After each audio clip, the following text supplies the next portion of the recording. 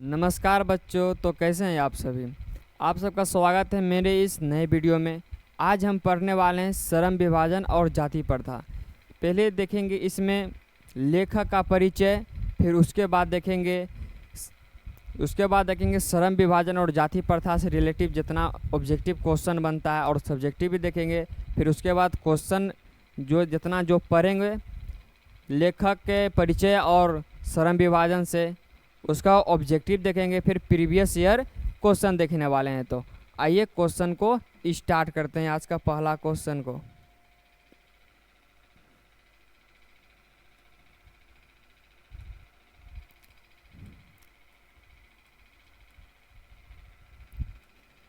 हम जो अभी पढ़ेंगे भीमराव अंबेडकर के 1991 में जो जन्म हुआ था। भीमराव अंबेडकर का कब जन्म हुआ था? 1991 से मृत्यु तक 1956 का जीवन परिचय और योगदान पढ़ने वाले हैं कि कब क्या हुए थे।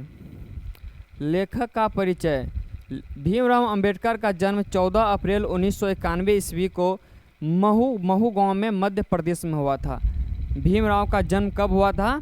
भीमराव का जन्म 14 अप्रैल 1991 ईस्वी को महू मध्य प्रदेश में हुआ था। भीमराव अंबेडकर के पिताजी के नाम रामजी मौलाजी सकलपाल, जो कि ब्रिटिश भारतीय सेना में सूबेदार थे। क्या थे? तो ब्रिटिश भारतीय सेना में सूबेदार थे। तो कौन? रामजी मौलाजी सकलपाल किसके पिताजी थे? तो भीमराव अंबेडकर के पिताजी थे। अगला पॉइंट है जाति महार। भीमराव अंबेडकर जो थे वो किस जाति से थे? तो महार जाति से थे। अछूत माने जाने वाले जाति। महार कौन से जाति होते हैं? तो अछूत माने जाने वाले जाति, जैसे कि अभी चमार जाति से थे। चमार जाति से कौन थे? तो भीमराव अंबेडकर थे। तो उसी को महार जाति कहते हैं, चमार जाति को अछूत माने जाने वाले जाति। बचपन से ही उन्हें जातिगत भेदभाव और अस्पृश्यता का सामना करना पड़ा। बचपन से उन्हें जाति का बहुत प्रभाव पड़ा था। उसे स्कूल में झाड़ू मरवाया जाता था, क्लास में बैठने नहीं दिया जाता था, कुआं से पानी नहीं पिए देने जाता था। बहुत प्रॉब्लम उसको झेलना पड़ा था। सिर्फ इसी को नहीं, जितने भी महार जाति से थे वो सभी को, छोटे जाति से जितने भी थे वो सबको प्रॉब्लम झेलना पड़ा था। आइए इसका शिक्षा के बारे में देखते हैं कि भीमराव अंबेडकर ने कब शिक्षा कहाँ पे कैसे किया, नहीं किया। 1907 में मैट्रिक परीक्षा पास करने वाला पहला महार विद्यार्थी बने। 1907 में मैट्रिक पास करने वाला पहला महार जाति का छात्र बने। तो कौन? भीमराव अंबेडकर। 1912 में बम्बई विश्वविद्यालय राजनीति और अर्थशास्त्र। 1912 में उन्होंने बम्बई विश्वविद्यालय से बीए किया और राजनीतिक अर्थशास्त्र में भाग लिया।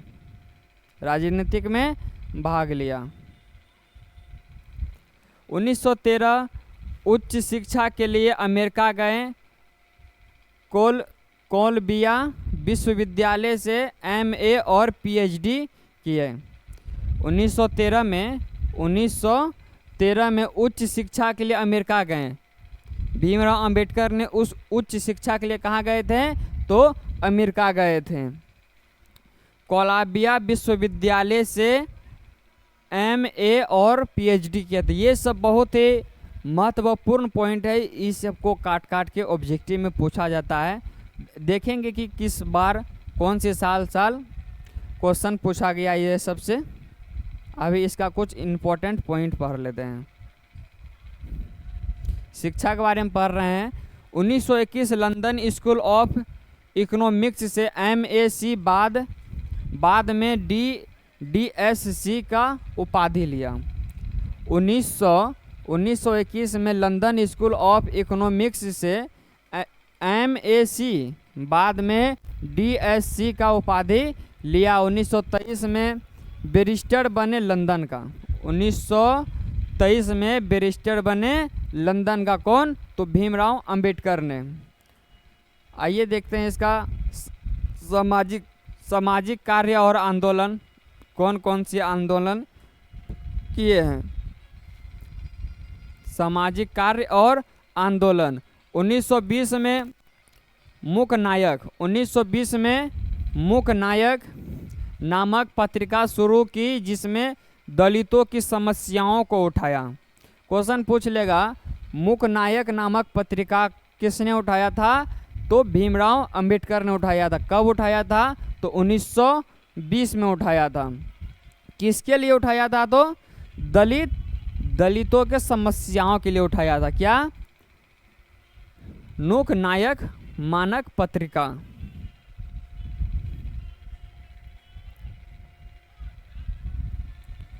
क्वेश्चन है 1924 बहिष्कृत हितकारिणी सभा की स्थापना उद्देश्य। उसने क्या किया? 1924 में बहिष्कृत हितकारिणी सभा का स्थापना किया। बहिष्कृत स्थापनिक का सभा का स्थापना किसने किया था? तो भीमराव अंबेडकर ने। कब किया था? तो 1922 में। इनका उद्देश्य था दलितों की शिक्षा, सामाजिक सुधार और राजनीतिक अधिकार। दलितों को शिक्षा और सामाजिक सुधार, जो कि उसके साथ अन्याय हो रहे थे समाज में दलित वर्ग को, और राजनीतिक अधिकार जो भी है अभी जितना भी योजना जो सब जो आता है वो सब अधिकार नहीं मिल रहे थे दलितों को।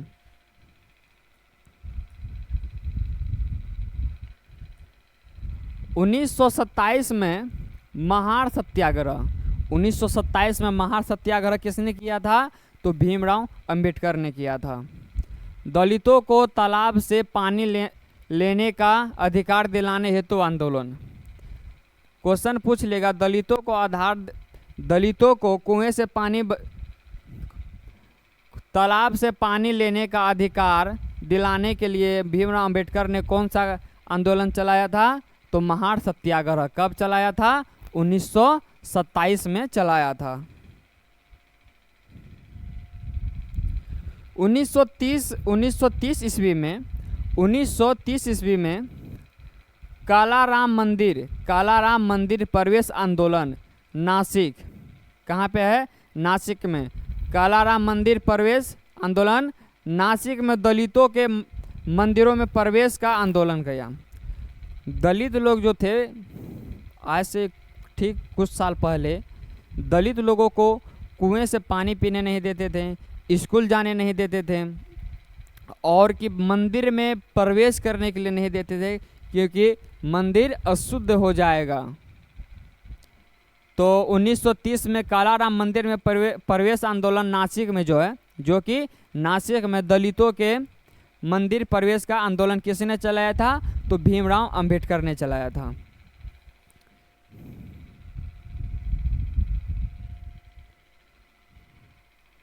उन्नीस सौ बत्तीस पुनः समझौता दलितों का राजनीतिक प्रतिनिधित्व आरक्षित सीटें दिलाने में भूमिका।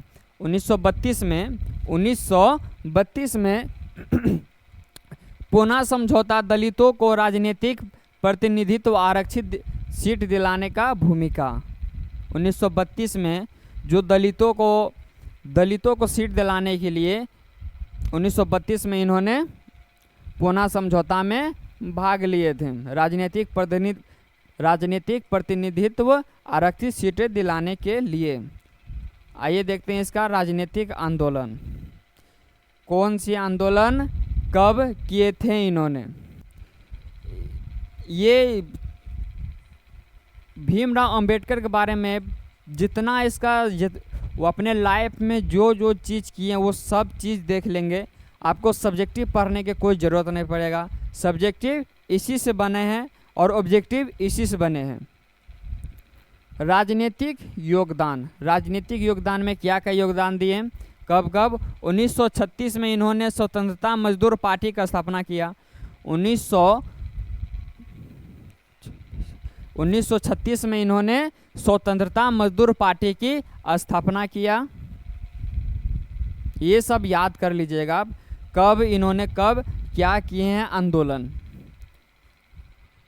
1942 all India schedule caste federation की स्थापना किया। All India schedule caste federation की स्थापना कब हुआ था? 1942 में। किसने किया था? तो भीमराव अंबेडकर ने किया था। 1947 स्वतंत्र भारत के पहले कैबिनेट में कानून मंत्री बने। स्वतंत्र भारत के प्रथम कैबिनेट मंत्री किसने बना था? तो भीमराव अंबेडकर ने। कब? 1947 में। प्रथम कैबिनेट मंत्री तो भीमराव अंबेडकर। प्रथम कैबिनेट मंत्री भीमराव अंबेडकर।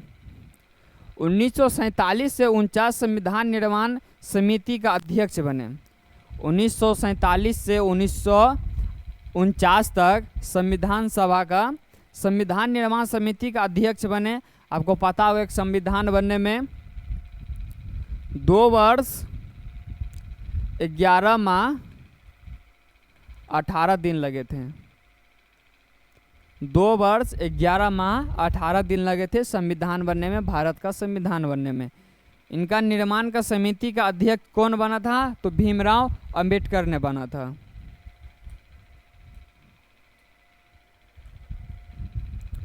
छब्बीस जनवरी 1950 भारत का संविधान लागू हुआ।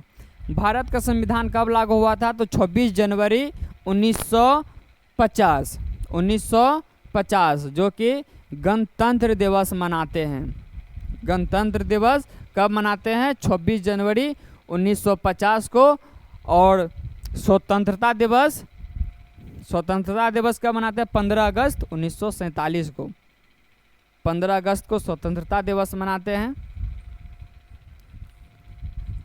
भारतीय संविधान के शिल्पकार कहा गया। भारतीय संविधान का शिल्पकार किसे कहा गया है? तो भीमराव अंबेडकर को कहा गया है। पूछ लेगा भारतीय संविधान का शिल्पकार किसे कहा गया है? तो भीमराव अंबेडकर को कहा गया है।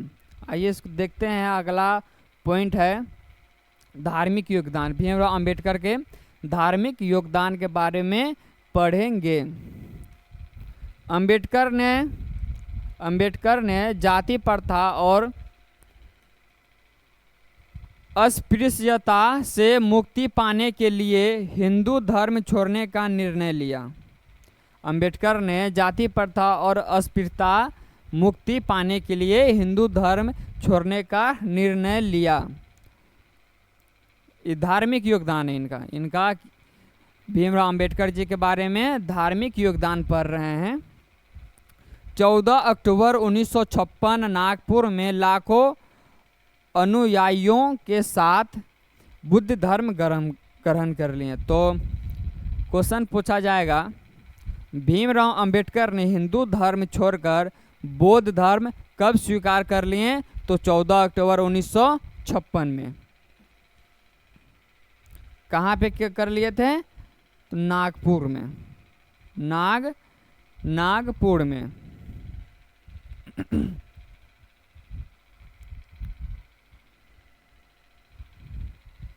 प्रमुख रचनाएं, आइए इनके देखते हैं।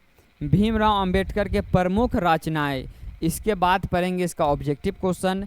फिर देखेंगे कि प्रीवियस ईयर क्वेश्चन, इससे रिलेटिव प्रीवियस ईयर क्वेश्चन देखेंगे कौन से क्वेश्चन कब पूछा गया है। जाति का अच्छेद, जाति का अच्छेद। शूद्र कौन थे? शूद्र कौन थे? ये किसका प्रमुख रचनाएं है? तो भीमराव अंबेडकर के। भारत में जाति का उद्भव और विकास, ये किनका रचना है? भीमराव अंबेडकर के। बुद्ध और उनका धर्म, बुद्ध और उनका धर्म किनका रचनाएं हैं? तो भीमराव अंबेडकर के। आइए इनका निधन के बारे में पढ़ते हैं कि भीमराव अंबेडकर जी का मृत्यु कब हुए थे? 6 दिसंबर 1956। भीमराव अंबेडकर जी का मृत्यु कब हुआ था? तो 6 दिसंबर 1956 उनका निधन दिल्ली में हुआ था। भीमराव अंबेडकर का मृत्यु 6 दिसंबर 1956 में कहाँ हुआ था, तो दिल्ली में हुआ था। मरणोपरांत उन्हें भारत रत्न 1990 से सम्मानित किया गया। जब भीमराव अंबेडकर जी मर गए थे 1956 में, तो उन्हें भारत रत्न मिला 1990 में। मरणोपरांत किसे भारत रत्न मिला, तो भीमराव अंबेडकर जी को। आइए देखते हैं प्रमुख कार्य, इन्होंने कौन कौन सी कार्य कब किया, कैसे किया। 1891 में जन्म महू मध्य प्रदेश में हुआ था। इनका जन्म 1891 में महू मध्य प्रदेश में हुआ था। 1831 से 23 विदेशों में उच्च शिक्षा। इन्होंने 1913 से 1923 तक विदेशों में उच्च शिक्षा के लिए पढ़ाई किए थे। पीएचडी बैरिस्टर बने और पीएचडी किए विदेशों में जाकर। 1920 में मूकनायक पत्रिका लिखें। 1920 में मूकनायक पत्रिका लिखें और किस लिए लिखे थे ये हम ऊपर पढ़ चुके हैं, दलितों के आवाज़ के लिए। मूकनायक पत्रिका क्यों लिखे थे, दलितों के आवाज़ के लिए, दलितों के भलाई के लिए। कब लिखे थे, तो 1920 में। 1924 में उन्होंने बहिष्कृत हितकारिणी सभा बनाई। 1924 में उन्होंने बहिष्कृत हितकारिणी सभा बनाई। क्यों बनाई, शिक्षा के अधिकार दिलाने के लिए। किसको, तो दलित वर्ग को बहिष्कृत हितकारिणी सभा बनाई।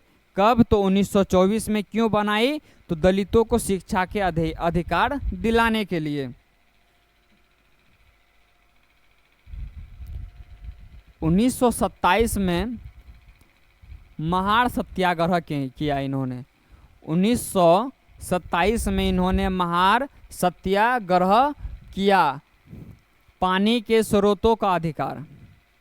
महार सत्याग्रह इन्होंने क्यों किया था, दलितों को जो तालाबों से पानी नहीं भरने देते थे, कुआं से पानी नहीं भरने देते, स्कूल में पढ़ने नहीं देते थे, इसी कारण से इन्होंने 1927 में महार सत्याग्रह किए थे।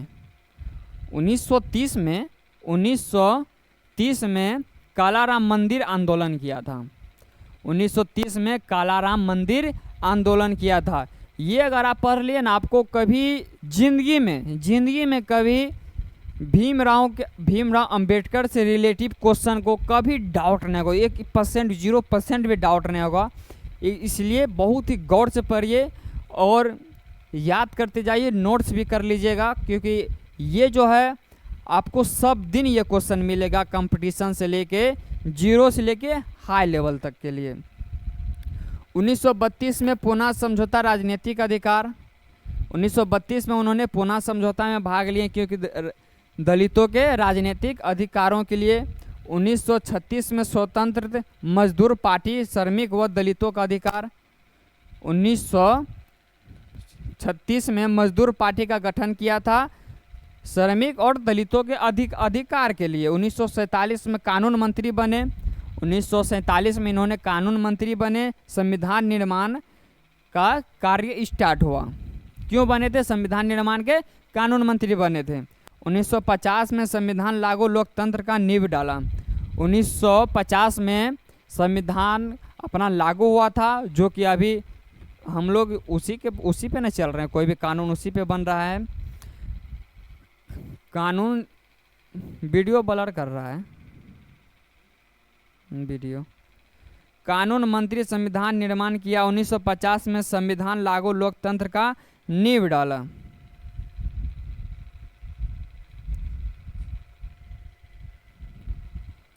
उन्नीस सौ 56 में बुद्ध धर्म ग्रहण किया। 1956 में भीमराव अंबेडकर ने बुद्ध धर्म को ग्रहण किया था। सामाजिक समानता के लिए। क्यों किया था, सामाजिक समानता के लिए। 1956 में उनका मृत्यु हो गया दिल्ली में। 1956 में उनका दिल्ली में मृत्यु हो गया और 1990 में मरणोपरांत भारत रत्न का सम्मान मिला उनको। आइए उनके बारे में निष्कर्ष पढ़ते हैं। भीमराव अंबेडकर के बारे में निष्कर्ष पढ़ते हैं कि इनका क्या राय विचार था।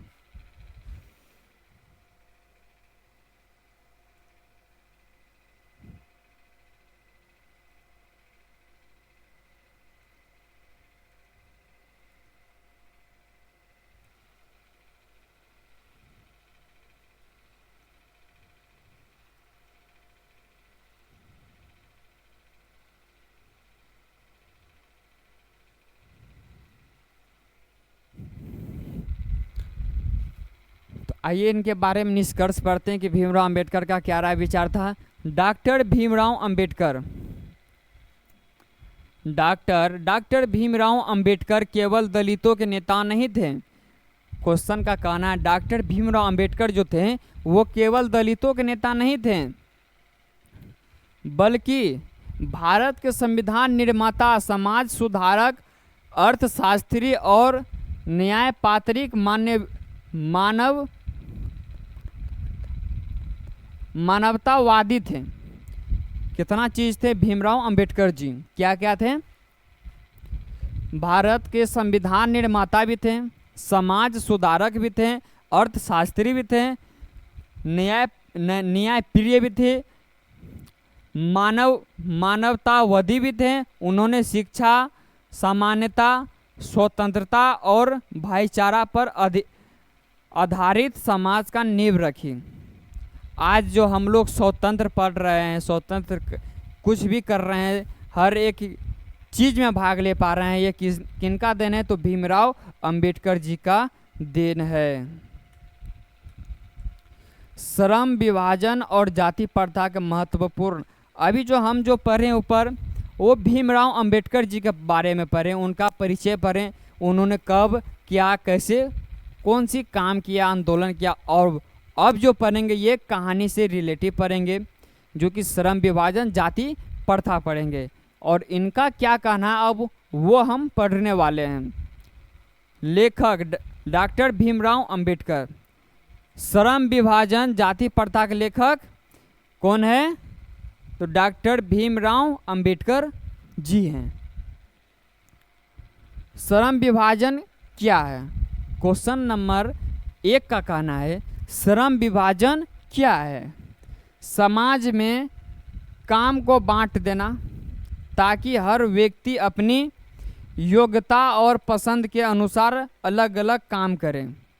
जैसे कोई खेती करे, कोई पढ़ाई करे, कोई व्यापार करे। क्वेश्चन नंबर 1 का कहना है श्रम विभाजन क्या है और आंसर का क्या कहना है? समाज में काम को बांट देना ताकि हर व्यक्ति अपनी योग्यता और पसंद के अनुसार अलग अलग काम करे। ये नहीं कि इनका जन्म छोटा कास्ट में हुआ तो उनके रिलेटिव ही काम करे, वो नहीं है। उनका जन्म छोटा कास्ट में हुआ तो वो बड़ा कास्ट जितना काम करता है वो सब काम करेंगे, जितना काम दुनिया में वो कोई भी काम कर सकते हैं। क्वेश्चन नंबर 2 का क्या कहना है? जाति प्रथा में श्रम विभाजन कैसे है? जाति प्रथा में श्रम विभाजन कैसे है? जाति प्रथा ने श्रम विभाजन को जन्म से बांध दिया। श्रम मतलब होता है कि काम करना, श्रम मतलब काम करना। जाति प्रथा जो है श्रम को जन्म से बांध दिया। जन्म से काम पे उनका जो पिताजी कर रहे हैं वो काम है वो कर सकते हैं। ऐसा नहीं कि वो पढ़ लिख के कुछ और करे, उनका रुचि कोई और चीज़ में तो वो करे, वो नहीं कर सकते हैं। व्यक्ति को अपनी योग्यता या पसंद से काम चुनने का अधिकार नहीं है, ये तो गलत है। व्यक्ति को अपनी योग्यता या पसंद से काम चुनने का अधिकार बिल्कुल नहीं है। जैसे अगर कोई व्यक्ति लोहार जाति में पैदा हुआ तो उसे लोहार का ही काम करना पड़ेगा, ये तो गलत ही है ना। उनका अगर कोई लोहार जाति में पैदा हुए, जन्म हुए, तो उनका काम सिर्फ लोहा को ही कुछ ठीक ठाक ऐसे करना काम थोड़ी है लोहार काम। वो पढ़ लिख के कुछ आगे भी जा सकते हैं, IAS YAS भी बन सकते हैं। अच्छा क्यों ना हो, चाहे वह पढ़ाई में कितना ही अच्छा क्यों ना हो, उसे उनका ही काम मिलेगा। लोहार के अलावा वो कोई काम नहीं कर सकता है। 3 नंबर क्वेश्चन का क्या कहना है? सामान्य श्रम विभाजन बनाम जाति आधारित श्रम विभाजन। क्वेश्चन नंबर 3 का कहना है सामान्य श्रम, सामान्य मेहनत विभाजन, जो सामान्य सब मेहनत कर रहे हैं, विभाजन जो किया है बनाम जाति आधारित श्रम विभाजन। श्रम विभाजन, सामान्य श्रम विभाजन काम योग्यता और रुचि के अनुसार, जाति प्रथा का श्रम विभाजन काम केवल जन्म के आधार पर।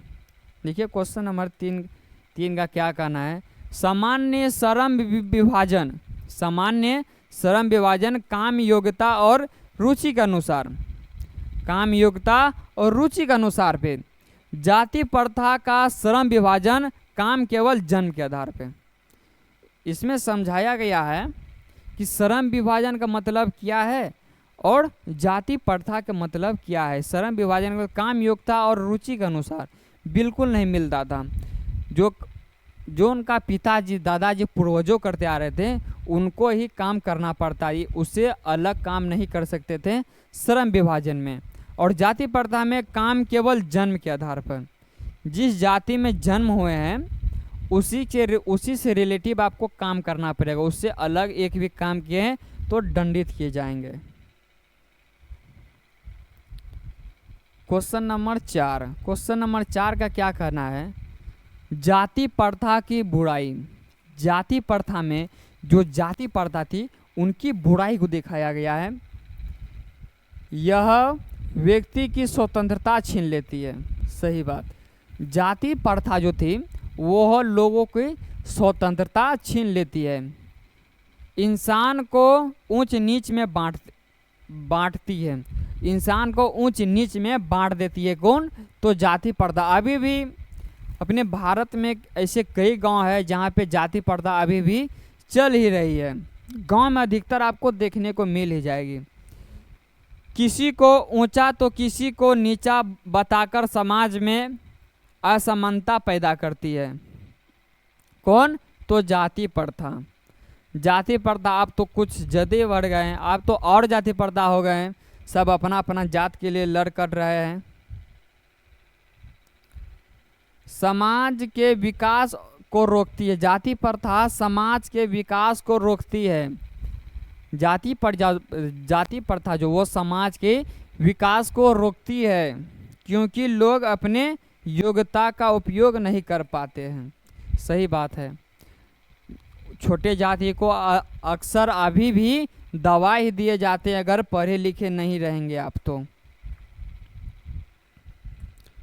क्वेश्चन नंबर 5, श्रम विभाजन का असली उद्देश्य।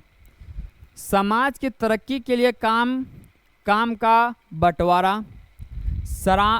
मतलब गांव के समाज के तरक्की के लिए तो अलग अलग सबको काम करना पड़ेगा ना, तभी तो गांव का तरक्की होगा।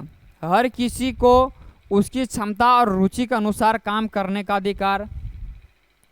और आप अब पढ़ते हैं क्वेश्चन नंबर 6 में भीमराव अंबेडकर का विचार, कि भीमराव अंबेडकर का क्या विचार थे। उसके बाद पढ़ने वाले हैं ऑब्जेक्टिव क्वेश्चन, फिर पढ़ने वाले हैं प्रीवियस ईयर का क्वेश्चन।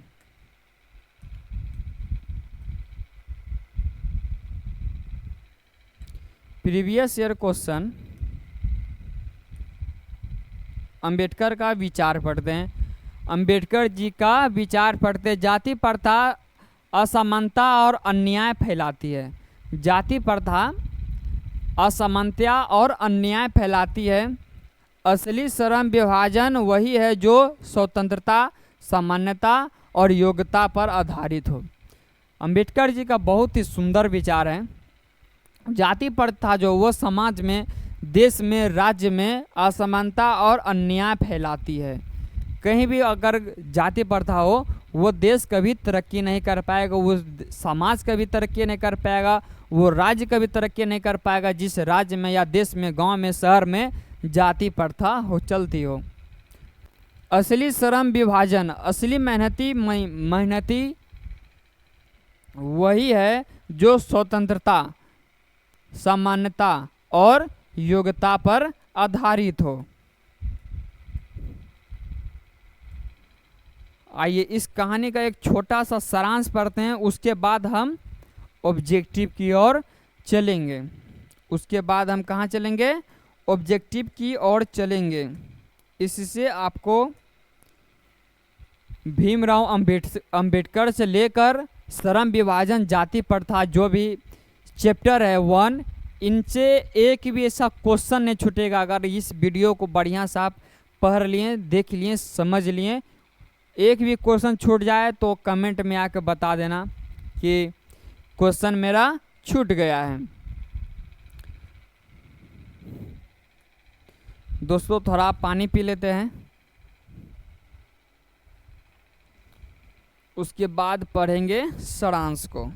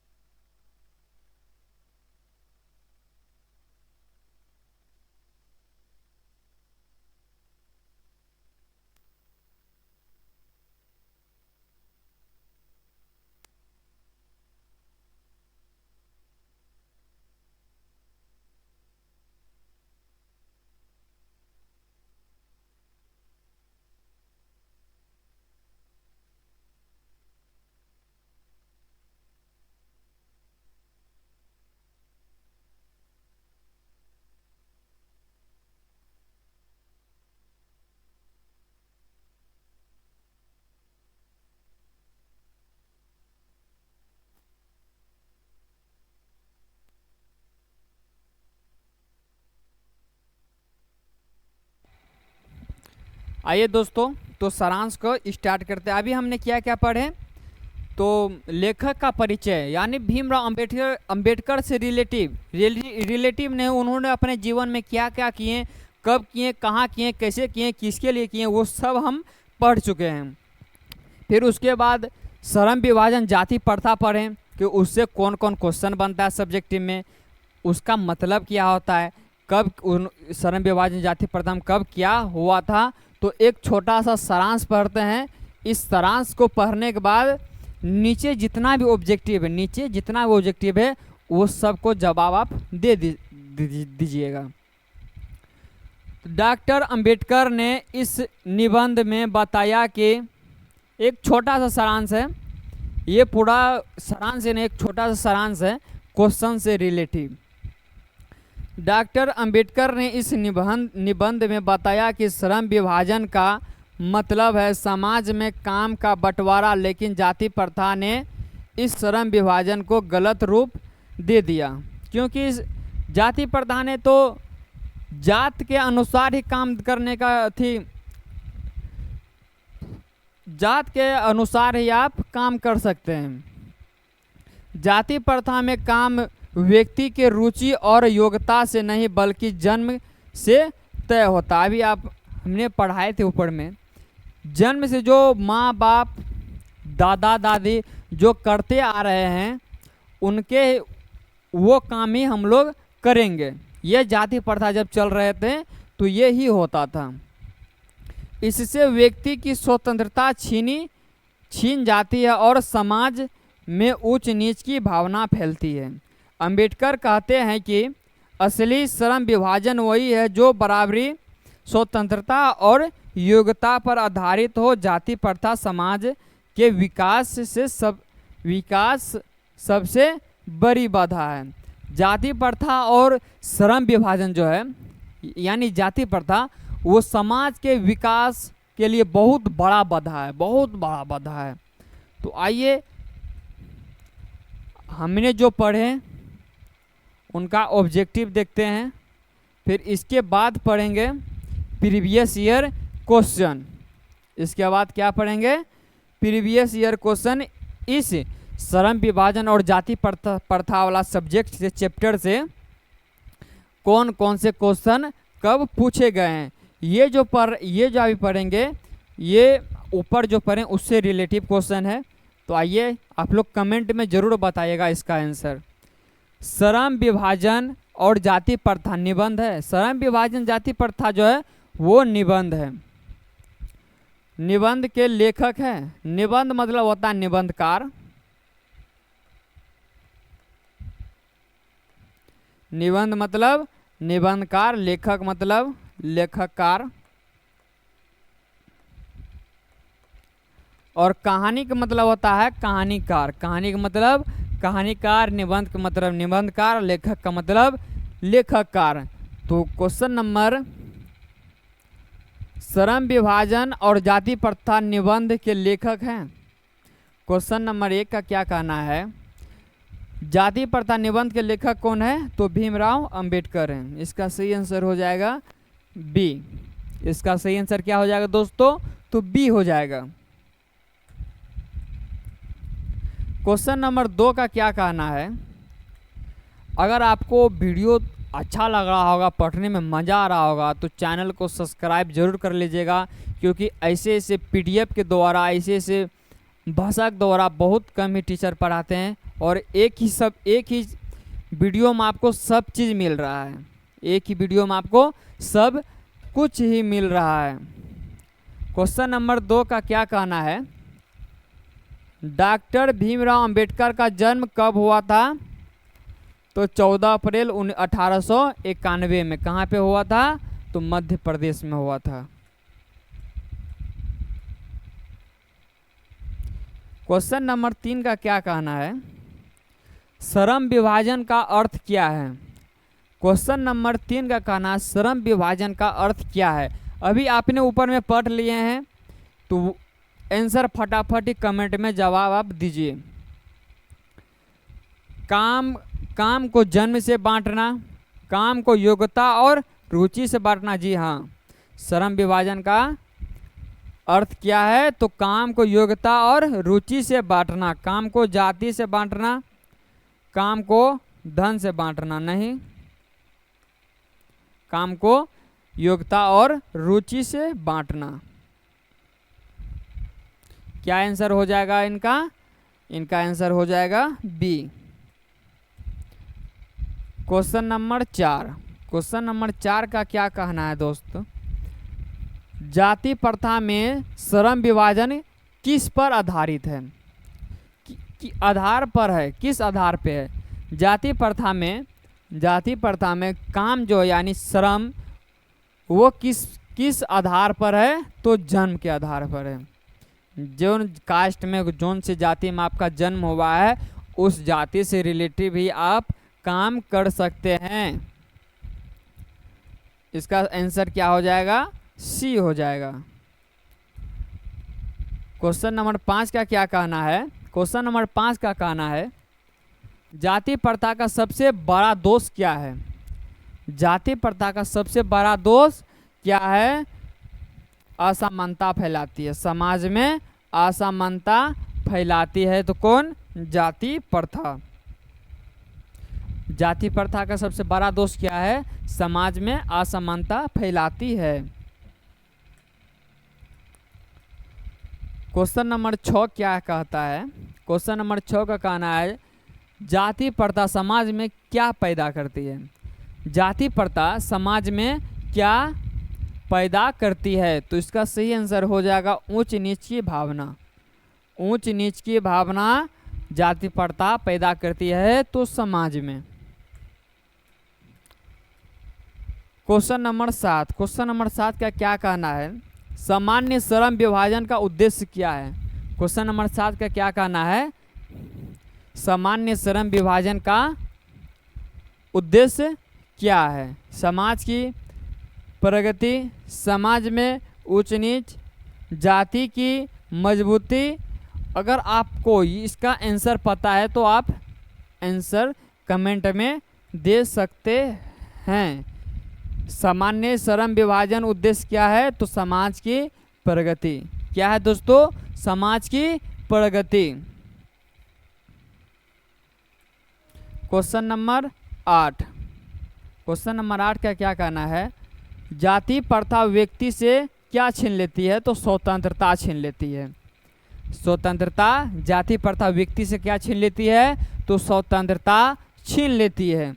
क्योंकि जो जात रहेगा उस काम वही काम कर सकते हैं, उससे अलावा कोई काम नहीं कर सकते हैं। अभी जिस प्रकार हम लोग जी रहे हैं, अगर भीमराव अंबेडकर जी जाति प्रथा नहीं हटाते हैं तो लगभग हम लोग के साथ भी कुछ ऐसा ही होता, कुछ ऐसा ही होता अभी भी।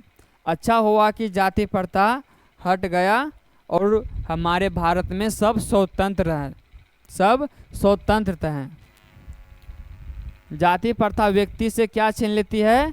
तो स्वतंत्रता छीन लेती है।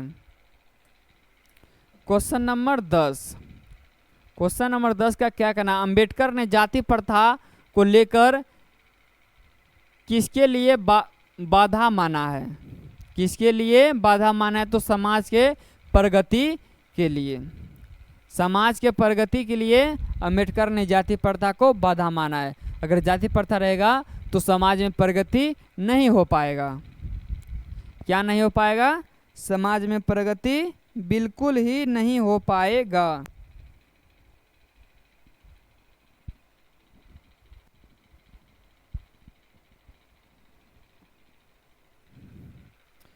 Question number 10। क्वेश्चन नंबर 10 का क्या कहना है? जाति प्रथा किसे महत्व नहीं देती है? जाति प्रथा किसे महत्व नहीं देती है? तो योग्यता के महत्व जाति प्रथा बिल्कुल ही नहीं देती है। कि आपके पास कितना भी योग्यता हो, योग्यता क्यों न हो, उसे जाति प्रथा महत्व नहीं देगी। एक सेकंड दोस्तों।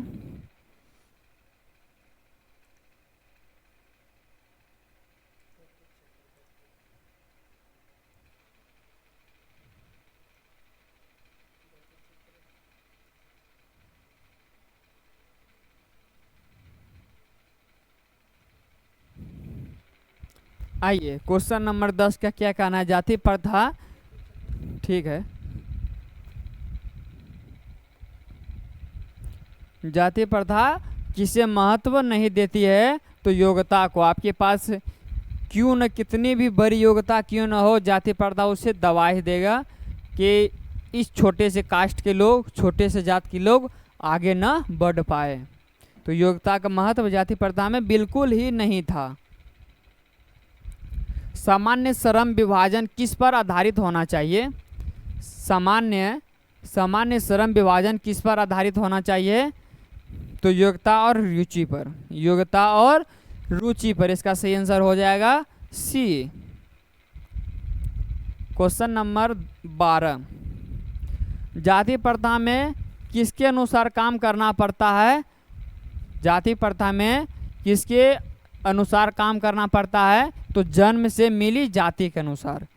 जाति प्रथा में किसके अनुसार काम करना पड़ता है? तो जन्म से मिली जाति के अनुसार। Question number 12।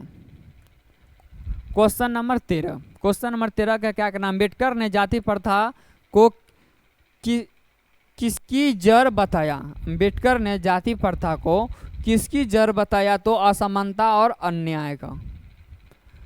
जाति प्रथा से ज़्यादा कुछ होता नहीं, असमानता अन्याय ही तो फैलता है, एक दूसरे से ऊंच नीच के भावना ही तो आता है। Question number 14। क्वेश्चन नंबर 14 का क्या कहना है? जाति प्रथा में किसी व्यक्ति का व्यवसाय कैसे तय होता था? तो जन्म से। जाति प्रथा में किसी व्यक्ति का व्यवसाय किस पे निर्भर करता था? कैसे तय होता था? तो जन्म से तय होता था। ये लोहार का बेटा है तो ये लोहार ही करेगा, ये पंडित का बेटा है तो पंडित ही, पंडित के अलावा कोई काम नहीं करेगा। Question number 15। जाति प्रथा समाज के किस तत्व को कमजोरी करती है? जाति प्रथा समाज को किस तत्व के कमजोर करती है? तो सामान्यता को। जाति प्रथा रहेगा तो समाज में समानता रहेगी? नहीं रहेगी, असमानता रहेगी, ऊंच नीच की भावना रहेगी। Question number 16। Question number 16, Ambedkar ने किस प्रकार के श्रम विभाजन को उचित माना? अंबेडकर ने किस प्रकार के श्रम विभाजन को उचित माना? तो योग्यता के अधिकार पे, योग्यता के आधारित, योग्यता के आधारित उसे उनका काम मिलना चाहिए, उनके हुनर के अनुसार उनका उसको काम मिलना चाहिए। तो अंबेडकर ने किसे माना? तो योग्यता आधारित। Question number 17। क्वेश्चन नंबर 17 का कहना है जाति प्रथा समाज में किसे बढ़ावा देती है? ऊंच नीच और असमानता की। जाति प्रथा समाज में किसे बढ़ावा देती है? तो ऊंच नीच और असमानता की। किसे बढ़ावा देती है? तो ऊंच नीच असमानता की। इसका सही आंसर हो जाएगा C. Question number 18। Question number 18 का क्या कहना है? जाति प्रथा का असर किस पर पड़ता है? केवल गरीबों पर, केवल अमीरों पर, हर जाति पर, केवल शिक्षितों पर। जाति प्रथा का असर किस पे पड़ता है? तो हर जाति पे पड़ता है। जितने भी जाति है, जाति प्रथा का असर किस पे पड़ता है? तो हर जाति पर पड़ता है। Question number 19। क्वेश्चन नंबर 19 का क्या कहना है? अंबेडकर ने किसे समाज की प्रगति का आधार माना? अंबेडकर ने किसे समाज की प्रगति का आधार माना? तो स्वतंत्रता और योग्यता पर आधारित श्रम विभाजन को। किसे माना? स्वतंत्रता और योग्यता पर आधारित श्रम विभाजन को अंबेडकर ने समाज की प्रगति का आधार माना है। जाति प्रथा से समाज में क्या होता है? तो रुकावट। जाति प्रथा रहेगा तो समाज का तरक्की कहाँ से हो पाएगा? रुकावट ही तो होगी ना। तो जाति प्रथा से क्या समाज में होता है? तो रुकावट होता है। Question number 21। श्रम विभाजन किसे सुनिश्चित करता है? श्रम विभाजन, क्वेश्चन नंबर 21 का कहना है श्रम विभाजन किसे सुनिश्चित करता है? तो समाज की समान प्रगति को। समाज की समान प्रगति को। इसका सही आंसर क्या हो जाएगा? इसका सही आंसर हो जाएगा ए। इसका सही आंसर हो जाएगा A. Question number 22। Question number 22 का क्या कहना है? अंबेडकर के अनुसार जाति प्रथा किस प्रकार की व्यवस्था है? अंबेडकर जी के अनुसार जाति प्रथा किस प्रकार की व्यवस्था है? तो अन्यायपूर्ण व्यवस्था है। अंबेडकर के अनुसार ने हर व्यक्ति के अनुसार जाति प्रथा किस प्रकार की व्यवस्था है? तो अन्यायपूर्ण व्यवस्था है। ये नहीं होना चाहिए। अभी भी आपको बहुत सी गांव में मिल जाएगा, बहुत सा ऐसा गांव है अभी भी जाति प्रथा प्रचलित है। लेकिन अब लोग शिक्षित हो चुके हैं, अपने अधिकार को जान गए हैं, तो ज़्यादा नहीं देखने को मिल रहा है। जाति प्रथा व्यक्ति की किस क्षमता को दबा देती है? तो योग्यता और प्रतिभा को। जाति प्रथा व्यक्ति को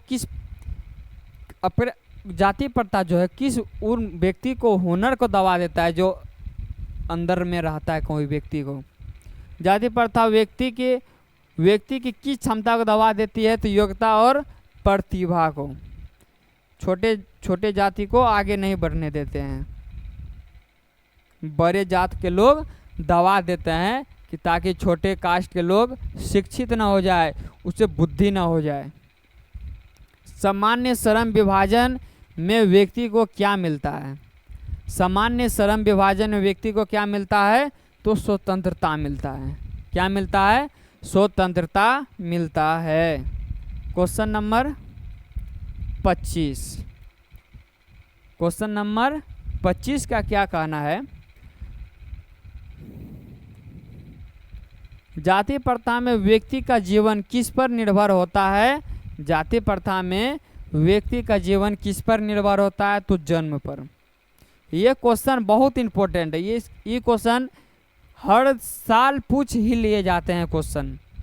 जाति प्रथा व्यक्ति का जीवन किस पर निर्भर करता है? क्वेश्चन को घुमा फिरा को पूछ लिया जाता है, तो जन्म पर निर्भर करता है।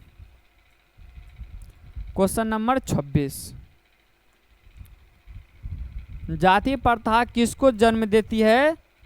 तो अन्याय और असमानता को। जाति प्रथा किसको जन्म देती है? अन्याय और असमानता को। Question number 27। क्वेश्चन नंबर 27 का क्या कहना है? जाति प्रथा समाज में किस भावना को खत्म कर देती है? भाईचारा और समानता को। जाति प्रथा समाज में किस भावना को खत्म कर देती है? तो भाईचारा और समानता को। Question number 28। Question number 28, Ambedkar ने जाति प्रथा का विरोध क्यों किया? अंबेडकर ने जाति प्रथा का विरोध क्यों किया? यह समाज में असमानता और अन्याय फैलाती है। यह समाज में असमानता और अन्याय फैलाती है। इसी कारण से अंबेडकर ने जाति प्रथा का विरोध किए थे। Question number 29। क्वेश्चन नंबर 29 का क्या कहना है? जाति प्रथा समाज को किस ओर ले जाती है? तो पिछड़ेपन की ओर। जाति प्रथा समाज को किस ओर ले जाती है? तो पिछड़ेपन की ओर ले जाती है। Question number 30। क्वेश्चन अभी तक जो भी पढ़ रहे, अगर आपको समझ में आ गया होगा, अगर आपने ऊपर पढ़ लेंगे तो जितना भी अभी क्वेश्चन पढ़े वो सब का आंसर आपने दे दिए होंगे कमेंट में। और अब वीडियो को अच्छा, अगर वीडियो आपको अच्छा लग रहा होगा, तो कुछ समझ में आ रहा होगा, इससे कुछ सीखने के लिए मिल रहा होगा, तो वीडियो को लाइक ज़रूर कीजिएगा। और ऐसा वीडियो अगर आप पढ़ना चाहते हैं तो चैनल को सब्सक्राइब भी ज़रूर कर लीजिएगा। क्वेश्चन नंबर 30 का क्या कहना है? अंबेडकर किस प्रकार के समाज की कल्याण करते हैं? तो स्वतंत्रता, समानता और भाईचारा पर आधारित समाज का। अभी तक में हमने क्या क्या पढ़ ली?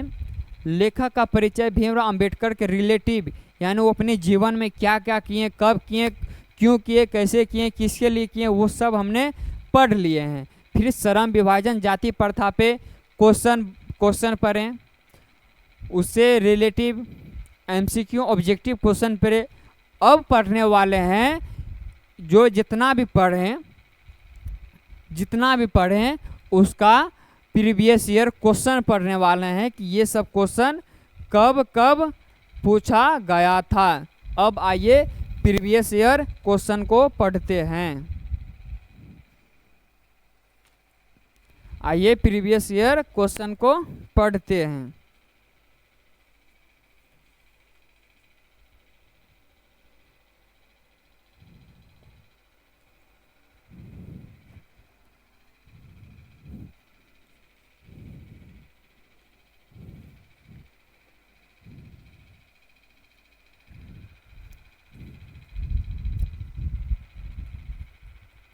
Question number 1। क्वेश्चन नंबर 1 कब पूछा गया ये नहीं। भारत में बेरोजगारी का एक प्रमुख अप्रत्यक्ष कारण है? तो जाति प्रथा। भारत में बेरोजगारी का एक प्रमुख अप्रत्यक्ष कारण है, तो जाति प्रथा है। क्या है? जाति प्रथा है।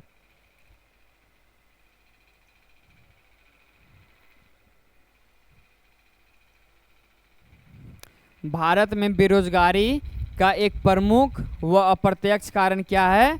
तो जाति प्रथा है। इसका सही आंसर क्या हो जाएगा? ऑप्शन नंबर सी इसका सही आंसर हो जाएगा। ये सब प्रीवियस ईयर क्वेश्चन है। Question number 2।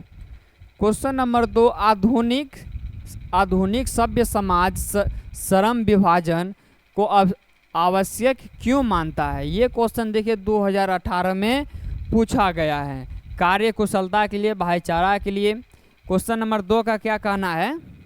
आधुनिक सभ्य समाज श्रम विभाजन को आवश्यकता क्यों मानता है? तो भाईचारा के लिए। क्यों मानता है? तो नहीं, कार्य कुशलता के लिए। इसका सही आंसर क्या हो जाएगा?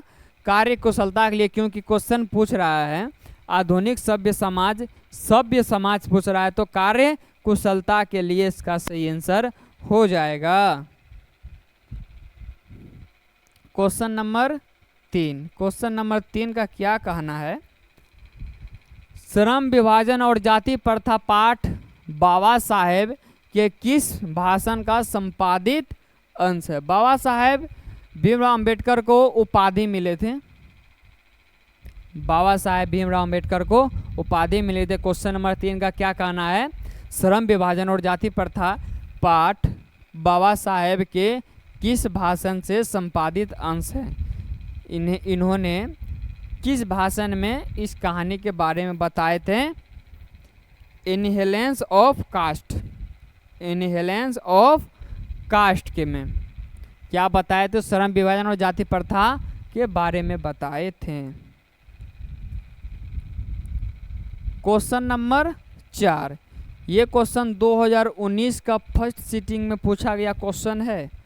भारत में बेरोजगारी का मुख्य कारण है। भारत में बेरोजगारी का मुख्य कारण है जाति प्रथा।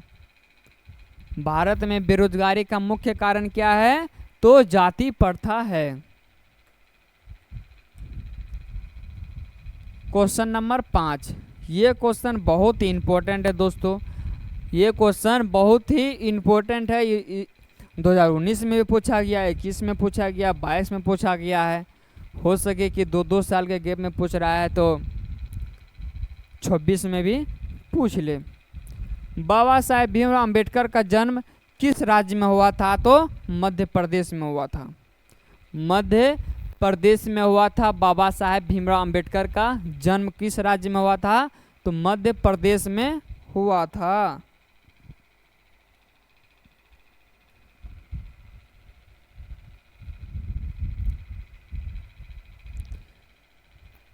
Question number 6। बाबा साहेब भीमराव अंबेडकर का जन्म कब हुआ था? भीमराव अंबेडकर का जन्म कब हुआ था? तो 14 अप्रैल 1891 में। हम सब ने ये सब के बारे में ऊपर पढ़ चुके हैं। बाबा साहेब भीमराव अंबेडकर का जन्म कब हुआ था? 14 अप्रैल 1891 ईस्वी में। कहाँ पे हुआ था? तो मध्य प्रदेश में। कहाँ हुआ था? मध्य प्रदेश में।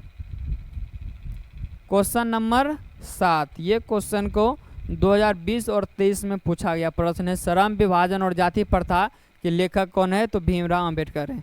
श्रम विभाजन और जाति प्रथा के लेखक कौन है? तो भीमराव अंबेडकर हैं। इसको 2020 और 23 में पूछा गया प्रश्न है। Question number 8। क्वेश्चन नंबर 8 का क्या कहना है? आदर्श समाज स्वतंत्रता, समानता,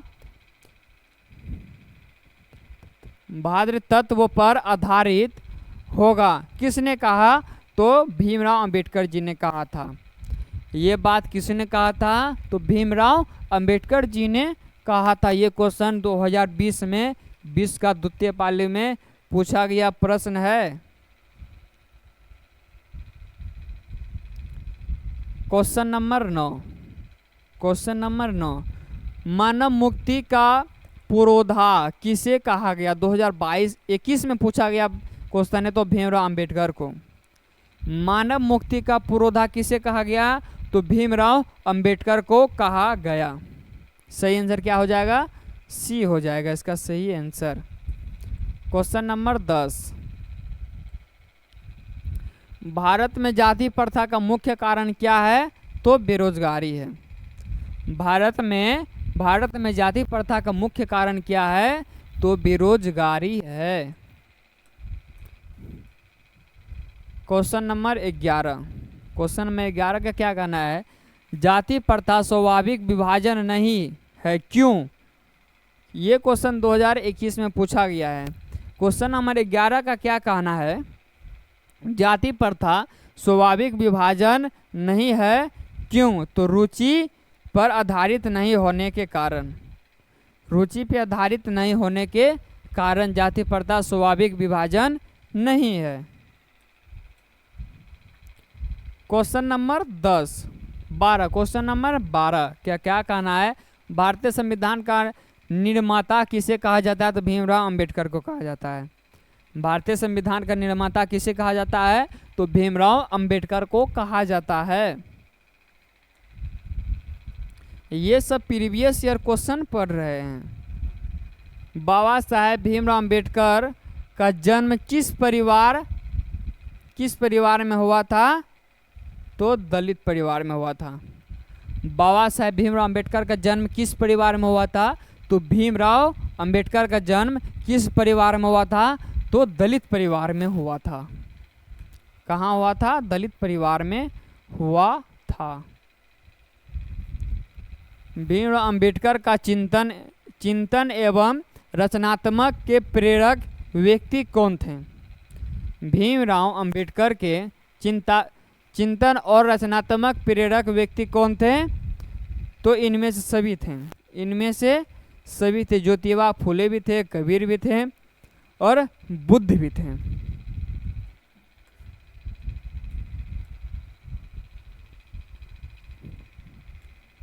क्वेश्चन नंबर 15 हु आर शुद्धराज किनकी रचना है?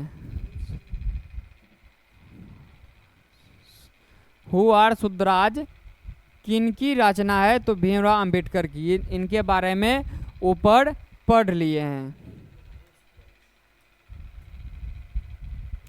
क्वेश्चन नंबर 16 क्वेश्चन नंबर 16 का क्या कहना है? क्वेश्चन नंबर 16 का क्या कहना है? भीमराव अंबेडकर किसके प्रोत्साहन पर उच्चतर शिक्षा के लिए न्यूयॉर्क गए? ये क्वेश्चन 2024 में पूछे गए हैं। तो इंदौर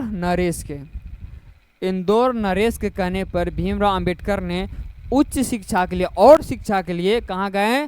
तो न्यूयॉर्क गए थे। किसके कहने पर? इंदौर नरेश के।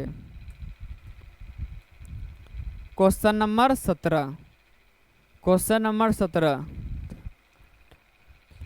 द अनटचेबल्स किनकी रचना है? द अनटचेबल्स किनकी रचना है? तो भीमराव अंबेडकर की रचना है। ये किनकी रचना है? भीमराव अंबेडकर की रचना है। ये क्वेश्चन देखिए 2024 और 25 में पूछा गया प्रश्न है। लगातार 2 साल से ये क्वेश्चन को पूछा जा रहा है। ये क्वेश्चन याद कर लीजिएगा। क्वेश्चन नंबर 18 किसे बाबा साहेब के नाम से पुकारा जाता है? तो भीमराव अंबेडकर को। किसे बाबा साहेब नाम से पुकारा जाता है? तो भीमराव अंबेडकर को बाबा साहेब के नाम से पुकारा जाता है। Question number 19 the custom in India there mechanism किनकी रचना है? The custom in India there mechanism किनकी रचना है? तो भीमराव अंबेडकर की रचना है। इन्होंने बहुत सारी रचना की जिनके बारे में डिटेल्स में ऊपर पढ़ चुके हैं हम लोग। किनकी रचना है? तो भीमराव अंबेडकर की रचना है। क्वेश्चन नंबर 20 भारतीय संविधान के निर्माण में महत्वपूर्ण भूमिका किसकी है? तो भीमराव अंबेडकर की है। ये क्वेश्चन 2026 में पूछे जाएंगे। ये क्वेश्चन 2026 में पूछे जाएंगे। भारतीय संविधान का निर्माण में महत्वपूर्ण भूमिका किसकी है? तो भीमराव अंबेडकर की है। दोस्तों ये मेरा लास्ट क्वेश्चन था। आज के क्लास में हमने क्या क्या पढ़े हैं?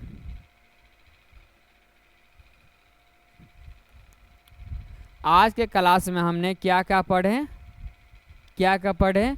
तो भीमराव अंबेडकर के बारे में पढ़े। उन्होंने जन्म से लेकर मृत्यु तक कब क्या कुंची किया, कब किया, किसके लिए किया, ये सब पढ़ें। उसके बाद चैप्टर क्या चीज़ पढ़ें, श्रम विभाजन और जाति प्रथा, इसके बारे में पढ़ें। इससे कितना क्वेश्चन बनता है, क्वेश्चन पढ़ें, ऑब्जेक्टिव क्वेश्चन पढ़ें, फिर उसके बाद प्रीवियस ईयर क्वेश्चन को पढ़ें। अगर आपको वीडियो पसंद आया होगा तो वीडियो को लाइक और चैनल को सब्सक्राइब जरूर कीजिएगा। मिलते हैं आपसे अगले वीडियो में। तो जय हिंद, जय भारत।